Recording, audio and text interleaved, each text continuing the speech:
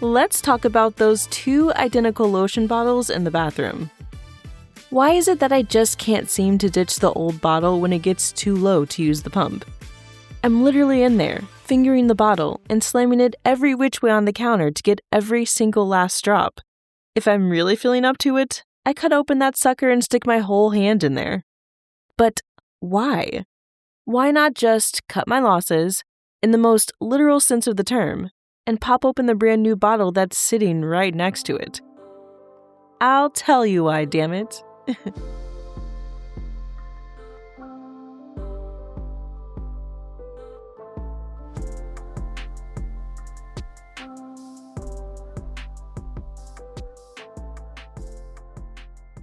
The history of Black ownership. Black people in the U.S. generally gained the legal right to own property following the abolition of slavery and the passage of both the Civil Rights Act of 1866 and the 14th Amendment. While some free Black people owned land before 1865, widespread ownership began with post-Civil War land with the Southern Homestead Act of 1866. Black land ownership grew from 3 million acres in 1875 to over 12 million by 1910. But then came Jim Crow. Just another systematic speed bump put in place to slow down the progression of Black wealth and prosperity. Despite legal rights, ownership was hindered by Jim Crow laws, redlining, and violence, reducing Black-owned farmland to less than 2%. Yes, 2% of all farms by the early 21st century. Violence, you may be wondering. If you're unfamiliar with anything major that could have impacted Black ownership on a countrywide scale, I encourage you to read up on Black Wall Street, aka Greenwood, and the Tulsa Massacre. Greenwood was a thriving, wealthy Black community with numerous Black-owned businesses, banks, and homes. Then, in the summer of 1921, a white mob, fueled by racial hatred and false accusations, attacked Greenwood, using arson, looting, and violence to destroy the district. The massacre resulted in an estimated 75 to 300 deaths, hundreds injured, and the destruction of thousands of homes and businesses, leaving the community in ruins. Survivors tried to rebuild Greenwood, but faced resistance from white officials and discriminatory zoning laws, slowing recovery. While it remained a Black community, desegregation in the 1950s and 60s led many Black residents to move and shop in other parts of Tulsa, diminishing Greenwood's economic power. And Greenwood isn't the only Greenwood.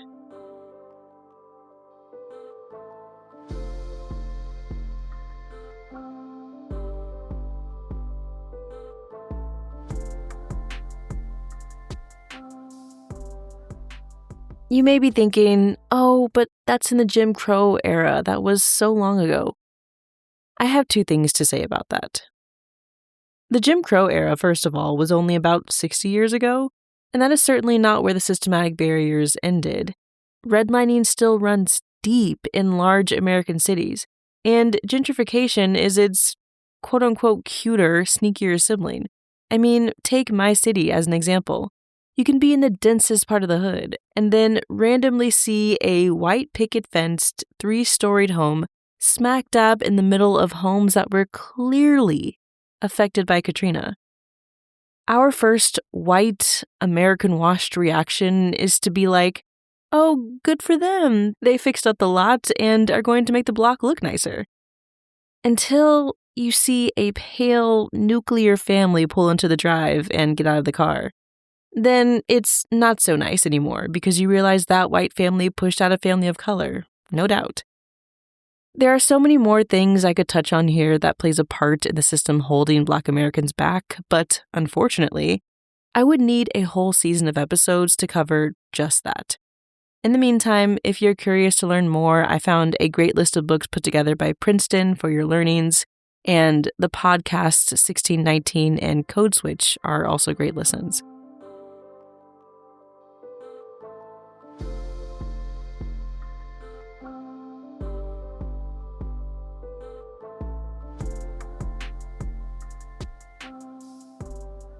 Take not being able to own a home, not being able to live in a community of your people, and not having the same access to a good education or better job opportunities, and what do you get? A lack of generational wealth. There is a special flavor of stress that comes with being a Black person in America in general, right? That goes without saying. But what sometimes flies over the heads of people who are not in our shoes is that we rarely are going to inherit anything when our loved ones leave us. And if we do, it'll most likely be their debts, financial or otherwise. That means everything Black adults need as they age out of their parents' homes, they have to secure for themselves. I'll speak for myself here and say I don't have someone I can borrow a couple $1,000s from if I'm in a pinch. I don't have someone close to me who can invest in my business idea to help it get off the ground. And I certainly don't have a vacation home waiting for me anywhere. So while we can hold our own, there's nothing financially holding us. Everything I've talked about up to this point leads us to the scarcity mindset.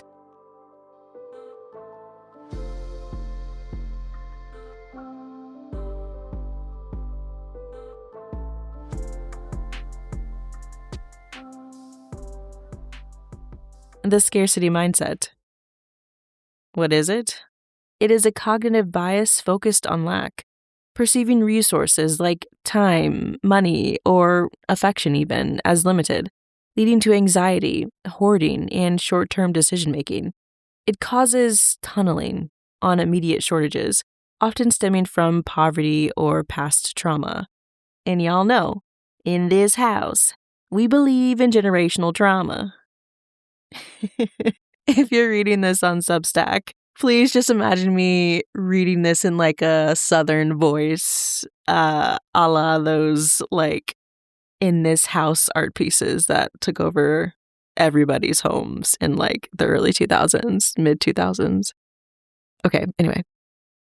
So this is stemming from all the pain, suffering, death, and ever-present systematic barriers put against the Black population here in this country. Even if I, quote-unquote, made it, there will always be a part of me who fears that it could all be taken away from me by the snap of someone else's fingers. And so I feel like I'm always walking two paths. Imagine me hopscotching, but it's nothing exciting. Just me walking on the two sides of well-to-do and just fine. The well-to-do side of me pays for things without looking at the price, is always suggesting outings and activities that cost money, and frequently has packages coming in through the door. The just fine side of me, on the other hand, buys the generic brand of everything at the grocery store, will opt to stay in and quote-unquote enjoy my mortgage most nights, and milk that old lotion bottle for all it's got until it's a sad, sad shell of its former self.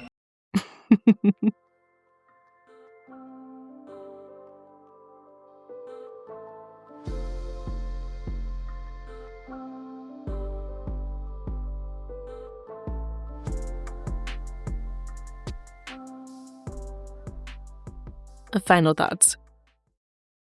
Will I ever shake this habit? Or is it a habit that I don't even actually have control over? Walk with me. That generational trauma I mentioned earlier, we're all on the same page there, right? This is a woo-woo podcast, so you can either get on board or get lost. If generational trauma exists, I think generational habits do too. Stay tuned for more on that next time.